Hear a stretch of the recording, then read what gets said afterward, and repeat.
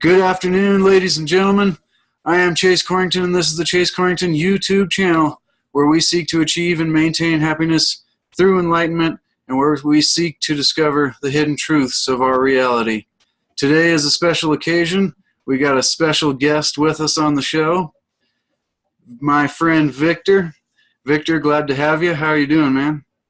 Good to be here. Thank you for having me. Yeah, definitely. Been wanting to talk. Last time we spoke without recording, very interesting stuff. Very interesting stuff. But how about let's start by give me and the viewers kind of an idea of how you got to where you are, as far as enlightenment or consciousness. How did you get into it, so to speak? I wouldn't claim that I am enlightened, but from my understanding of enlightenment, it is awareness of what you know and what you don't know. Yeah. How much peace you can be with yourself and with the external world. Thing. Exactly. Yeah. How did you, so what kind of led you, some people will call it like they were awakened, or, they're woke, hashtag woke is the thing, but when do you think it was that you woke up, so to say? The point where you would say, where you first wake up, as in, let me think. Kind of like, some people just kind of question reality, I guess, throughout their lives from the beginning, but there's other people that are just totally asleep, or we use the term asleep, like they're not aware of this higher intelligence and stuff. And so I kind of came into it, I'd say 3 or 4 years ago, maybe, to where I really started realizing that everything I thought, about reality and the way the world was, I really started realizing that wasn't true, and then started getting into all the, conspiracies, and that sort of led me to the spirituality side of things. But I'm interested to find out kind of where it started for you. Yes. Where I started questioning everything, I can say I was led to believe a lot of things, though I had doubts and questions about everything and never believed in one thing. Just used it as a tool to maneuver society and use it as a way of thinking. And it wasn't until maybe 6 years ago. For sure. Sorry about that. When I was talking to a friend, and they were telling me what Reiki was. They told me, that stuff's real. I had never been introduced to that stuff. The most I knew about paranormal was maybe ghosts. I thought I'd study that, look into reading about that. Yeah. Yep. Reading as much as I could about the subject and what the nature of this was. Grasp onto the belief system as an observational tool. For sure. If you practice awareness in a certain part of your body, your attention on there without thoughts, though, you feel a feeling, and you can go into that feeling and use that feeling. It leads you to want to be able to do more things. Nice. You can make this feeling happen all over your body. You kind of control it. See what you can do with it. And I started Reiki a little bit just by practicing energy and feeling and imagining and whatnot. Yeah. And eventually I thought I was getting distracted by that. So I just decided, maybe that's another way to distract myself. I should go deep into meditation Yeah, yeah. It's like you It's were not distracted from the true purpose kind of thing. yeah. So this person pointing Reiki out to me gave me the awareness that this is possible stuff in reality, something I was never introduced to before, Yep. completely foreign concepts. So I took the fun part of Reiki away and just started doing meditation prolonged periods at a time. Not because I thought I was going to get something out of it right now, but I thought deep down the road something might happen. Maybe I'll just get to this moment in awareness, because actually I was actually chasing a feeling that I had previously before. Yeah. About like maybe a year and a half before that person introduced me to Reiki, I was in a wrestling match with a friend and they ended up choking me unconscious. Wow. I was out of breath. So I exhaled and then we were supposed to tap out. I didn't have enough time. Yep. Stopped breathing for a few minutes, they said. And when I woke up, I was like conscious inside my head, like there was nothing there except my awareness.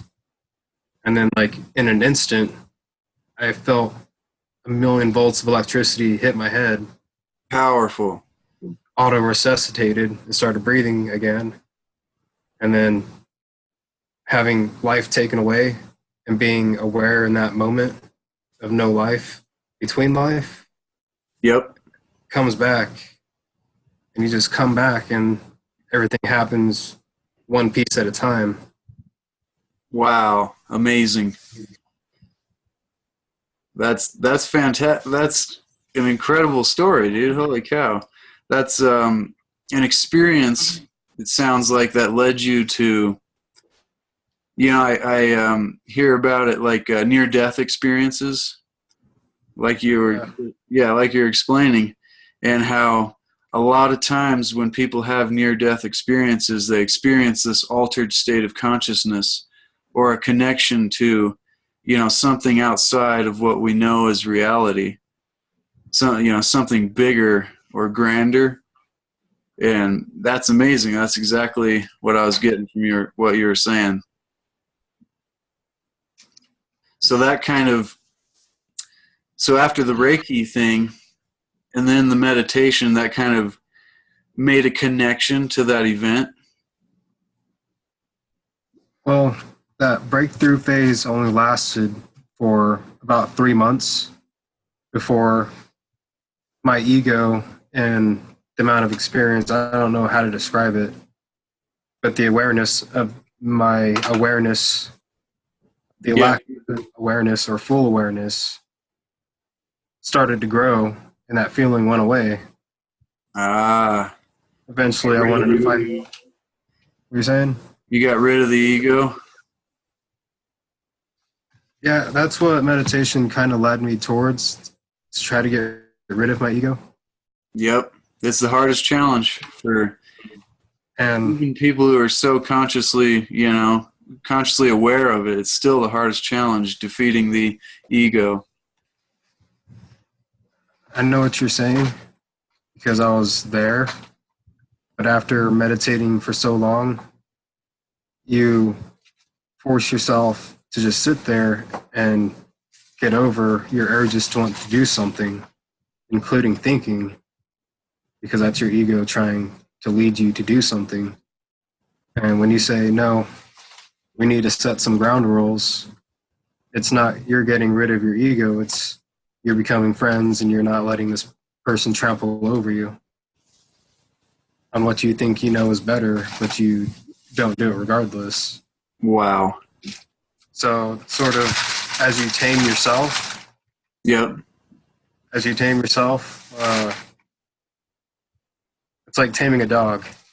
You can just let yourself run rampant for so long, but the longer you do it, the harder it is to tame the dog. The longer you just let it go wild, it's harder to bring it back to a state of control, so to speak. Nice. You can say, Powerful hey, stuff. there's playtime. Now you got to sit. Now you got to work. Now you got to do this. And you're going to do the best you can do because there's no reason not to. Enjoyment the entire time is mindfulness while you're doing your actions, is how I see it. Yep. Yeah, staying totally conscious of the moment while trying to exist in the world with some gusto or some flow. It's hard to describe, but Yeah. it's a feeling that words can't relate to that I know of. Yep. Yeah, that makes me think of Alan Watts when he's talking about, the meaning of Zen or the explanation of Zen. He's like, it's a knife trying to cut itself. Or, it's something that you can't put words to. I forget the exact quote, but he was talking about a master or something. And he said it was something like, when you have it, you don't have it. And when you don't have it, that's when you have it. So it's one of those, total conundrums. But I understand what you're saying. Definitely. Oh, would you like to tell us about your breakthrough? Yeah, for sure. Before I get started, let me grab this plug real quick right here. There we go. Make sure I don't disappear on you. All right. I should probably do the same thing. But yeah, so for me it was, I kind of feel like I had an open mind from the beginning. I mean, even when I was really young, a kid going to church, every Sunday with my parents growing up, I always kind of questioned, when they would explain hell or, that God or all these different, principles. It was, I always, questioned it and I didn't just take it, I guess. But at the same time, I had no idea that there was nothing else or, that there was all these other possibilities. And so it's like Hollywood, when you have a movie that presents fantastical concepts, it's just kind of like, oh, that's not real. And so I kind of had that. I was programmed. I was indoctrinated. And so it was like, oh, all this stuff is just not real, and I have to take what I was taught. And there came a point, I stopped going to church around high school and stuff and just started hanging out with my friends and, went into that kind of lifestyle. And we started watching Ancient Aliens a lot. I almost want to blame Ancient Aliens, but I know it was all the way from the beginning of my life. Just kind of a lead up of experiences, I guess. But that kind of sparked the whole possibility of aliens, and it went deeper into questioning God and, biblical events and the possibilities of alternative explanations. And you got scientists, explaining this stuff, and it blew my mind, but I was totally open to it. And when I started hearing it, I was like, oh my God, this is amazing. It was fantastical, but I think that was where I really started getting into alternative information. And then from there, it led into a real fear of the end of the world. That was leading up towards 2012, and I got really caught into the whole end of the world scene. There's fear porn like nothing else. People love to put out doomsday stuff and tell you how scary it is because it gets clicks and it gets views and it gets, people to, you make people scared and you get them, interested, I guess. It's crazy. But it worked on me. And so I remember leading up to 2012, I had a great fear, but I did a lot of study as well and learning about, the possibilities of how the world would end. And that opened up all kinds of conspiracies like Nibiru and, all the different solar flare possibilities and galactic alignments and stuff like that, magnetic pole flips and, like the movie 2012 itself. But I got to a point then, once after 2012 went by, 2013, 14, I started realizing as I kept researching this stuff that if the world is going to end, and we can't really, there's a million different possibilities that we have proof that it could happen that way, then even if we have everything stockpiled and we're preppers like totally crazy, it doesn't matter because we won't be ready inside. We won't be ready internally to deal with whatever happens outside. And so that was when I started, questioning what is the soul and what is the spirit and, where do we go after this life? And then I heard about reincarnation and, I think that was when I discovered Alan Watts and started hearing about, some of the Hinduism and Buddhism philosophies and getting into spirituality. And that was also when I discovered the true meaning of the Christ message, to where there's no sin, and we are divine. We have divinity within.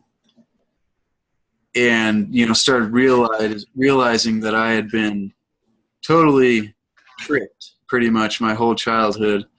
And I was like, now it's starting to make sense, despite no matter what happens outside, as long as we control everything, from our internal state of peace.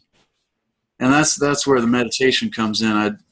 I need to get more into meditation to find that control of the consciousness, or the self of the self.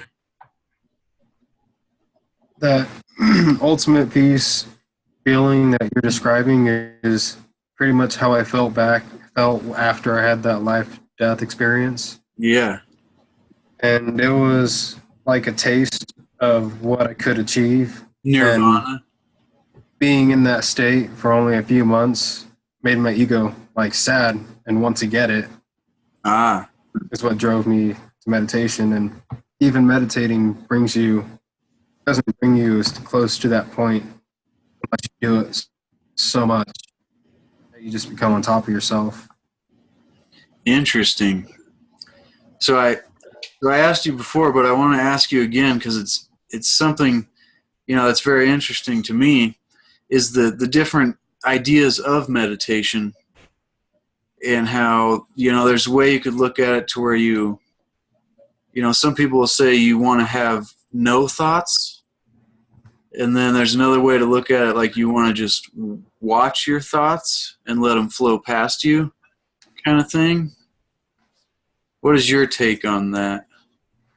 My take on that is if you try to meditate on the idea of having no thoughts, the thought of having no thought is a thought in itself. How can you be aware that you're having no thought if that's not a thought? Yep. It's the act of a thought is different from the act of awareness.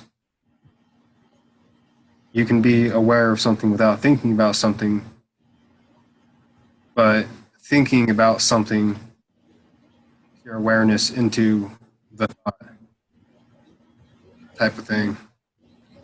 The act of thinking is different from the act of having a thought. Thoughts are like doors that open perceptions into reality or draw your awareness to some place, but they're not all bad. Just watched a video on a channel called Big Think, which described mindfulness dissolves thoughts. Interesting. My take on your thoughts, though, is you feel your thoughts happening, relax, and you stop, not stop thinking, but stop actively thinking.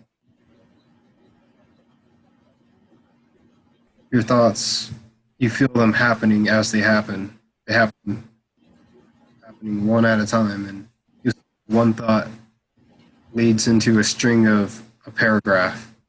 Ah, yep. It just builds up. It just builds it out itself.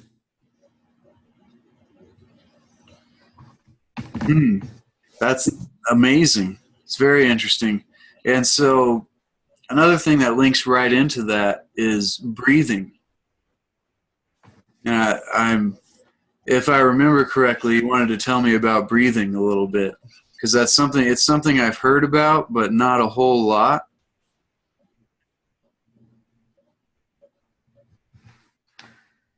So the act of using breathing while meditating is very good. When I describe meditating, I describe it as meditation as being what you think you find out what you really want to do and what you really need to do. Which in the present moment, if you don't need food and you don't need water, don't need anything, you can just sit here and exist. And that's honestly all you need and have to do at that current moment. Yep. I've heard Alan Watts say that pretty much exact same thing. That's one of my forms of meditation. That's stopping the ego in its tracks.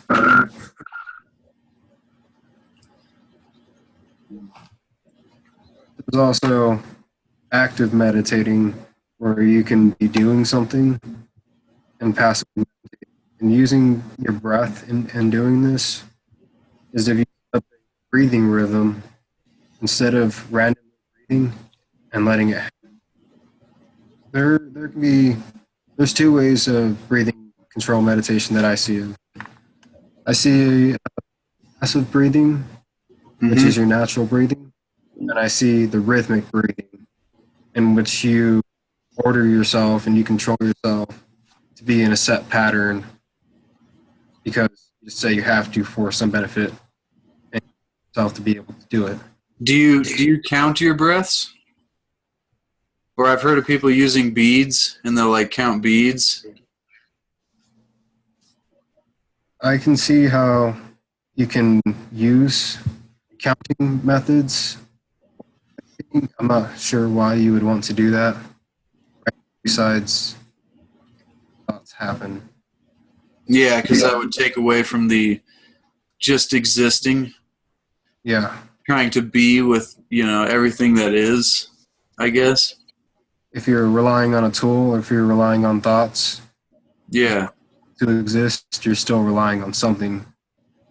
You're still holding on to something to help you here.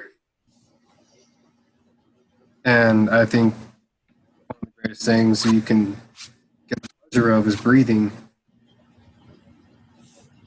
If you can just enjoy the act of breathing, that's something you do all the time that you have no choice over. And you can find comfort in that. And you can generate that feeling of comfort in yourself just by knowing the air you breathe. Yep. Air, you see it as a substance to survive. You might as well enjoy it. You're going to be having it for a long time. Yeah, yep. And it's so interesting how, everybody, I say everybody, but most of the world, we get caught into the daily, mundane, go to work, do this, do that. And we don't ever stop and think about, something as simple as breathing and how important it is, to connecting, just to maybe not even connecting to the moment, but just calming ourselves down and being more peaceful and controlled and, being able to think more clearly. I've heard, I forget which speaker it was. I think it was Eric Edmeades, but he was talking about breathing and how, humans existed for a really long time as like hunter-gatherers and in the wild. And then it's only been in this very short time frame that now we're living this lifestyle where we don't need to run around in the wild all the time and, breathe really deeply. And so he was saying there's we've evolved that from those primitive times when we were breathing intensely and heavily. It's from when we were in a state, where there was a lion around or we were, chasing something. And so it activates in our brain adrenaline and cortisol, and these have negative effects on our thinking patterns and ability to control our consciousness or the running mind. And so he was saying when we breathe like real calm and real deep, that's when you do the opposite of the adrenaline and cortisol. It's like an endorphin or a serotonin release to where it calms you down and makes you feel a lot better. And so that blew my mind. Yeah. I was like, that's amazing. What I also associate that with is with stress. Yep. Stress causes all those changes to your body as well from external stimuli, like you're saying with the lions chasing you. Yeah. The outside world. But now that we live in a civilized time, we don't have to worry about being stressed out. We still have these emotions that run our everyday life that we might not be aware of. So if you find yourself in a stressful situation, just stop and think, what are you doing right now? Are you holding your breath? Are you breathing really fast? Are you helping your body enter and stay in a stress state? Yeah. And if you notice that you're doing all of the above, just go back to being perfectly normal and you will. Your thoughts also drive the emotions you feel. If you're constantly thinking about negative thoughts, whether you think it's by choice, you can rationalize with it. It's like someone yelling at you all the time. Yeah. You have to take that. You can say, well, all right, I understand this and this and this. I understand this, reasonably this. So everything works out. Yeah, and that's my main focus, or at least I try to make it my main focus on this channel, is the seek to achieve and maintain happiness through enlightenment. It's like try to find this centered state, in the midst of everything that's going on. Like you said, somebody yelling at you, and you got to take it. And it's controlling your mind. I think there's something about controlling your mind with a knowledge of how all this is working and affecting us, and then understanding that and using it to apply it in a way in our lives to where we can control this peace state, this positivity, and the uplifted consciousness. And I know that the vibrations, the frequencies, the energies, whatever you want to call them, they go out and affect the people around us. And so I think it's so important if we can do the things that you're saying, is control find some way to center ourselves and ground ourselves in the intense moments, and really try to affect the world in a positive way, even though we're getting negative input. And so hopefully in the long run, we're getting positive input coming back. Law of attraction type thing, hopefully. Yeah, if you be happy, you're going to have to find more happiness somewhere. Of course, you're going to see unhappiness. That's because you can't have one thing without the other. Yep. The yin and the yang.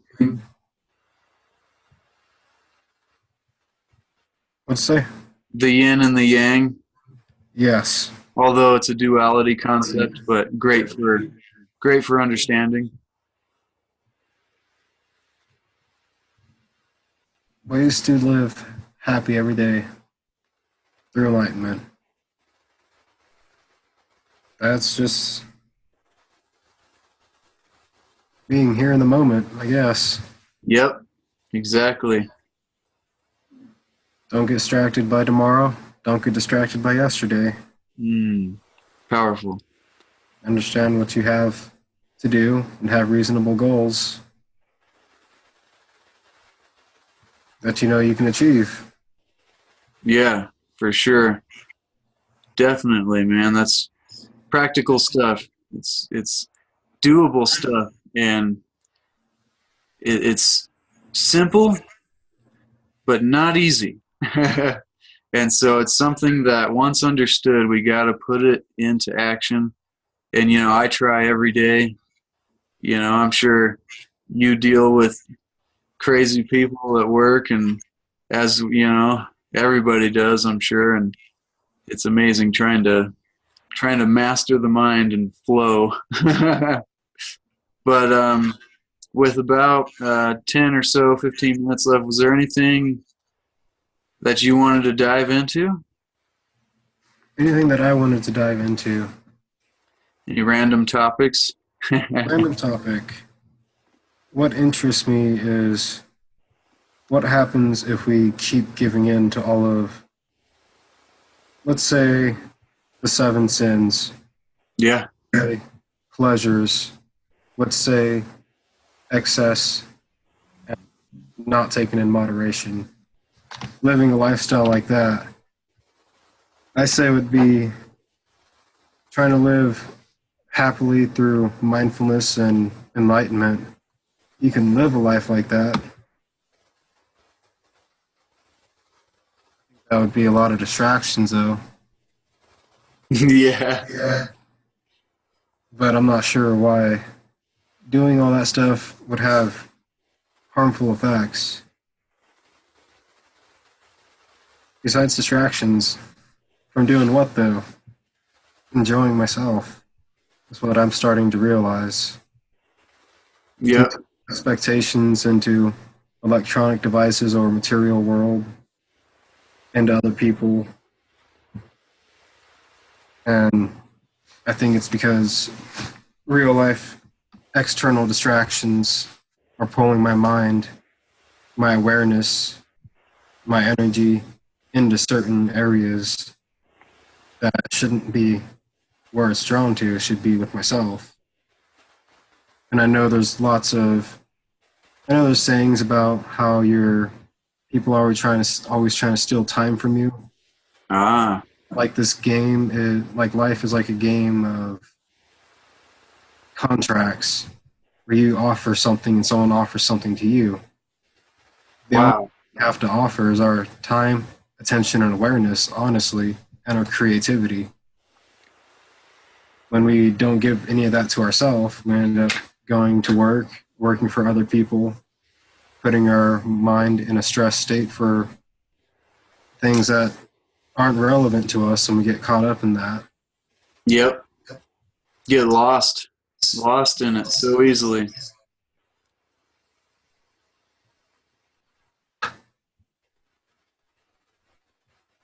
That's something I'm dealing with right now, and I'm about to stop all that too, very easily. Yep. It's definitely something I feel like every one of us probably, even from I think of a quote Jim Carrey said. He's like, I wish everybody could be rich and famous to see that that's not what it's about. Because all the way from the poorest to the richest people, they're all struggling with the same, the like you were saying, the excesses of the external world or the physical world. We're consuming too much, whether it's food or video games or movies, or we're just consuming all the time, and we're never like creating. I feel like if there was a balance between creating and consuming, I mean you do have to eat to live and drink and whatever, so there's required consumption, but I feel like the people who are creating more, or trying to create a lot compared to those who just consume all the time, I feel like those people are probably happier. I haven't really had a way to test it yet, but it seems to make sense to me from what I look at. Yeah, the people that want to be, well, maybe we shouldn't call them asleep. They Yeah. choose to do what they do because they want to do, and we have honestly no opinion on what goes on inside their head. Yep. Maybe the people that feel the way we feel about what we're feeling and talking about are people that have whatever issues, are trying to find answers. Maybe they develop this urge to find if they're, who knows how they were introduced to alternative awareness type thing. Honestly, I feel like I was led by my thoughts first half of my life so far, type thing, and led by other people's thoughts. Yep. Yeah, there's I think it's David Hawkins, I could be wrong, but there's a quote that says trying to awaken somebody is can be a form of spiritual violence. So, if you just come at them and start throwing all this stuff like, here, you're supposed to know this, it's, it can be damaging to, I guess, their spirit. But it's, I think about it because, I'm on here doing this, trying to share the knowledge, but at the same time, I don't want to harm people's mindset, because some people are fine just being where they are, not needing to know, the deeper truths. But it's definitely very interesting. I feel on that topic that the people who don't want to find this won't find it and they won't be damaged, and the people that were meant to find this will find it and were meant to bloom. Yep, at this time. Either way, if the people that weren't supposed to see it do happen upon to see it, their mind will be not on it, so they won't watch it. Ah. Maybe.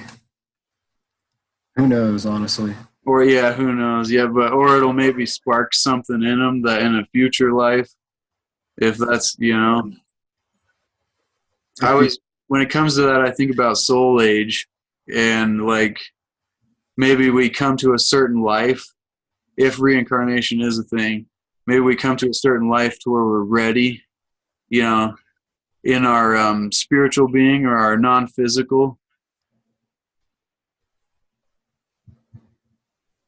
What exactly was your question?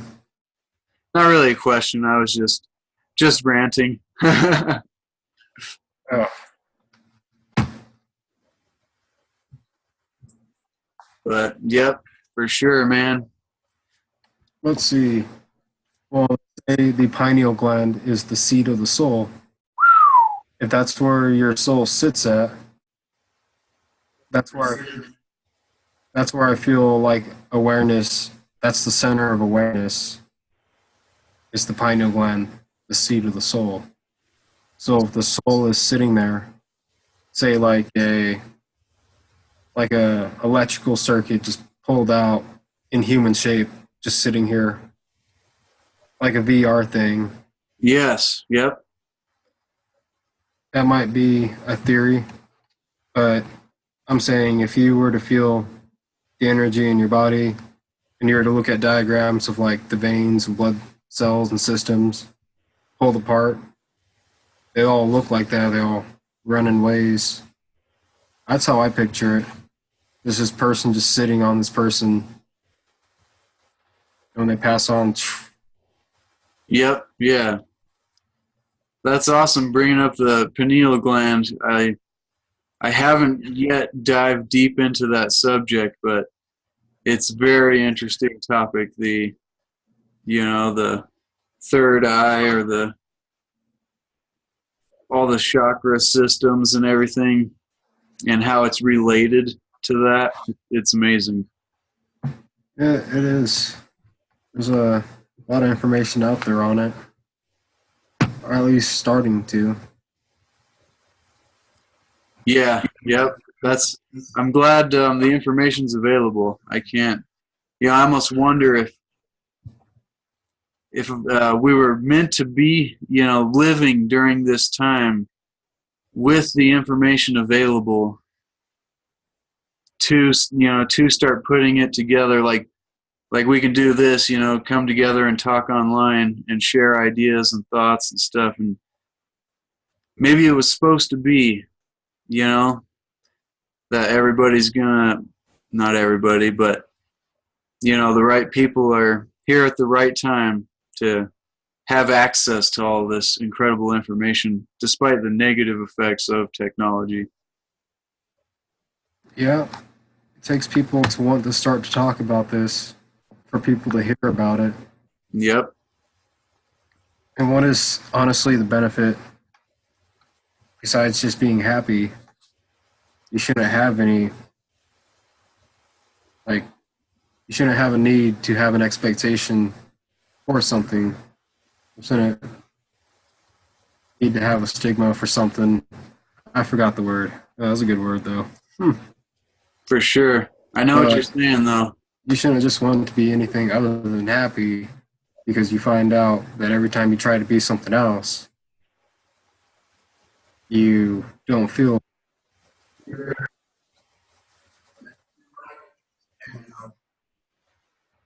Very, very powerful, man. Well, great stuff.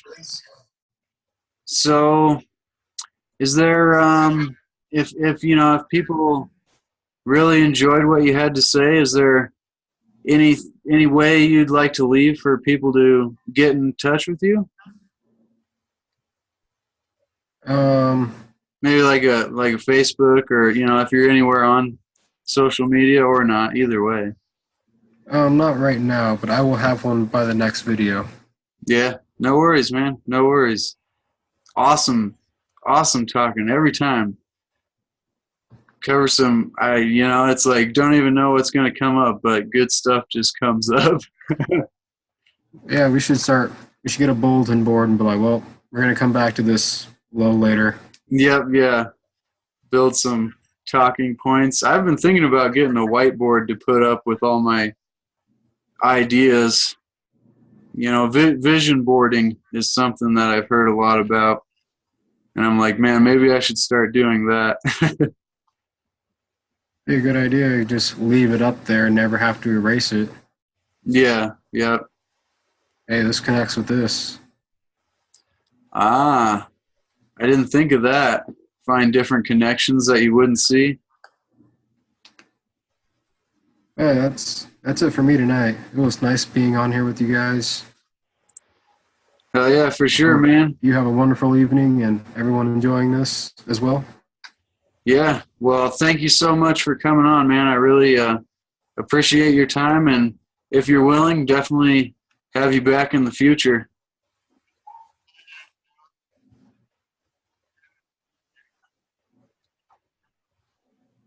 But all right, well, I'll sit there 1 sec so I can say bye to you personally. But for all the viewers watching, I am Chase Corrington, and for Victor, this is the Chase Corrington YouTube channel, where we seek to achieve and maintain happiness through enlightenment, and where we seek to discover the hidden truths of our reality. And in the meantime, ladies and gentlemen, we'll be back with more interesting topics to throw your way.